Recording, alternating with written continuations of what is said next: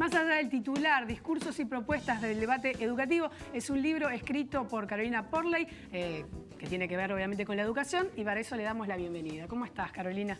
Muy bien, muchas gracias por la invitación. Bienvenida, felicitaciones. Acaba de salir de la imprenta hace muy poquititos días, me estabas comentando. Carolina, tengo entendido, ¿no?, que este libro reúne un montón de artículos que has escrito en los últimos años en el semanario Brecha respecto de la educación. Además, tú sos docente. ¿Cómo surge la idea de por qué reunirlo en un libro, digamos? ¿Por qué hacer un libro de este material? Bueno, porque lo que vimos es que la educación es un tema muy importante para los uruguayos. O sea, está siempre, ¿no?, en el tapete. Claro, según las últimas encuestas es el segundo tema que más preocupa a los uruguayos después de la inseguridad. Estamos en campaña electoral y es uno de los temas que también los políticos están manejando, ¿no?, con propuestas de transformación en educación. Y entonces dijimos, bueno, es importante contribuir al debate público sobre este tema y tratando de profundizar ese debate, ¿no?, con aportes académicos, con aportes de diferentes actores, no solo de los políticos y sus asesores, sus técnicos, sino también, por ejemplo, qué tienen para decir los docentes, qué tienen para decir los padres, los estudiantes, las autoridades del propio sistema, los directores de los centros educativos, los inspectores, claro. ¿Sí? Entonces, bueno, la idea fue esa, tratar de contribuir al debate enriqueciendo los grandes temas de discusión y presentando también las propuestas de los candidatos y esas propuestas analizándolas también a partir de las opiniones de estos diferentes actores para que, bueno, para un poco hacer dialogar a los actores. Claro, que se encuentren ellos mismos con todas sus opiniones vertidas en el libro. ¿Cómo fue el trabajo de edición? Porque yo qué sé, me imagino que durante esos años, a lo largo que ibas publicando todos los informes en Brecha, claro, quizás si no tenías en la meta publicar el libro, serían, bueno, informes que iban saliendo, pero después reunirlos en el libro, como decir vos, poder generar esa, ¿no?, esa articulación. ¿Cómo fue? ¿Tuviste que generar mucho más material? ¿Cómo fue? Mira, por un lado, nosotros cuando cubrimos la temática educativa en Brecha, siempre tratamos de pensar como los grandes temas estructurales, digamos, de la educación, los grandes problemas, ¿sí? Tratando de trascender un poco los titulares de prensa, por eso es más allá del titular, ¿no? Bueno, hay temas que hacen ruido en un momento, uno piensa en los últimos años, algunos temas que uno escuchó muchísimas veces, palabritas que uno escuchó muchas veces, ¿no? Por ejemplo, no sé, los niní, el ProMejora, las pruebas PISA, ¿no? Todos escuchamos, vimos titulares de prensa sobre estos temas, ¿no? Porcentajes y más porcentajes. Bueno, repetición, abandono, yo qué sé, no sé, por ejemplo, conceptos, profesor cargo, tránsito educativo, no sé, son todas palabritas que circulan mucho. Bueno, ¿qué hay detrás de esas palabritas, no?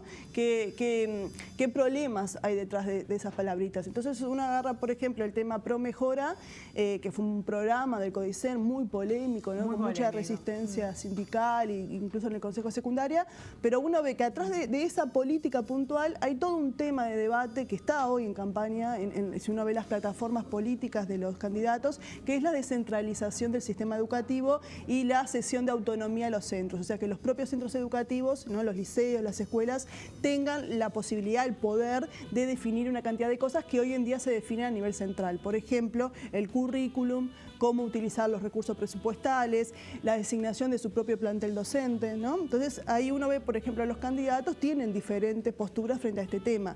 Y lo que yo hice fue, a lo largo de mi trabajo en Brecha, es tratar de recoger diferentes opiniones, no solo de los políticos, de los sindicatos, sino también, por ejemplo, qué ha estudiado a nivel internacional la academia sobre este tema. Entonces hay, por ejemplo, un estudio de un investigador estadounidense, Eric Janusek, que él plantea, bueno, los problemas que está detrás de la descentralización. O sea, ¿cuándo funciona la descentralización? ¿Cuándo funciona eso de que se cede, digamos, a los centros educativos poder para definir una cantidad de cosas? ¿Y cuándo no funciona, no? Entonces él toma diferentes ejemplos a partir de los resultados de PISA, hace todo un trabajo y me parece que por ejemplo, ese aporte que está en el libro es como muy útil hoy en día, porque uno lee las propuestas de los candidatos y ve ese tema, ¿no? Entonces, bueno, ¿qué pasa a nivel internacional y cómo podemos problematizar y profundizar el análisis de estas propuestas? Ese es un ejemplo, ¿no? Pero hay varios. Y otra cosa que te iba a decir es que Hay una parte del libro que son notas con diferentes problemáticas, y hay otra parte que es justamente entrevistas a estos actores que te contaba, son 18 entrevistas que las hice todo este año, ¿no? O sea, salieron en brecha, en versiones reducidas, pero fueron pensadas para el libro. Entonces ahí decir, bueno, los asesores de los candidatos, ¿no? Por ejemplo, en el caso de la calle Pou, hay una entrevista a Pablo da Silveira, hay una entrevista a Daniel Corvo, que era el principal referente de Jorge Larrañaga en educación, hay una entrevista a Fernando Filgueira, que hoy es el principal asesor de Tabaré Vázquez, una entrevista a Robert Silva, que es el principal asesor de Pedro Bordaberry, y después también entrevistas a académicos, ¿sí? De la Universidad de la República, de la Universidad Católica también, de otros ámbitos, referentes de la comunidad docente, como es el maestro Miguel Soler. ¿Qué participación tienen los padres, ¿no? Vos hoy nombraste como que los padres de alguna manera también están reflejados. Sí. Digo porque claro, si no es como que todo queda en el ámbito de que no se puede acceder, ¿no? Claro, no solo los padres, sino los estudiantes. Claro, ¿no? los Yo estudiantes. En las entrevistas, las 18 entrevistas, está entrevistada una madre, que es una persona que, bueno, que tiene 2 hijas, y ella, como muchos padres en Uruguay, tienen como ese dilema dónde mandar a sus hijos, y entonces ella cuenta su experiencia. Ella optó por una educación a nivel de la escuela privada, y después a nivel de secundaria una educación pública en un liceo de Montevideo. Y entonces, al revés de lo que hace mucha gente. Ella misma dice eso, sí, realmente es ella dice, mi grupo de amigos, el razonamiento fue al revés, ¿no? Sí.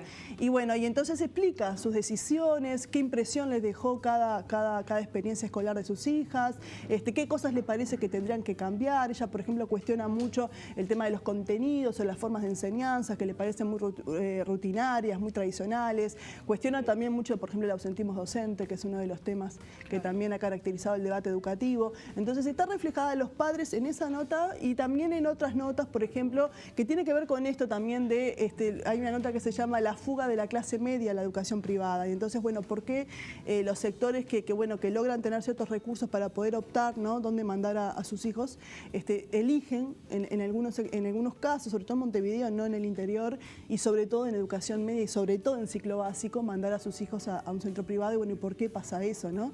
Entonces hay un análisis sí, que pone a los padres como protagonistas, y trata de manejar sus argumentos. Sí. Esta pregunta que te voy a hacer, y además ya nos tenemos que ir, es como muy larga para responder, pero de todas maneras así, tirame como una línea. Respecto un poco a la sensación que genera justamente, ¿no?, los medios de comunicación, lo que sale en las encuestas, lo que decías hoy, ¿no?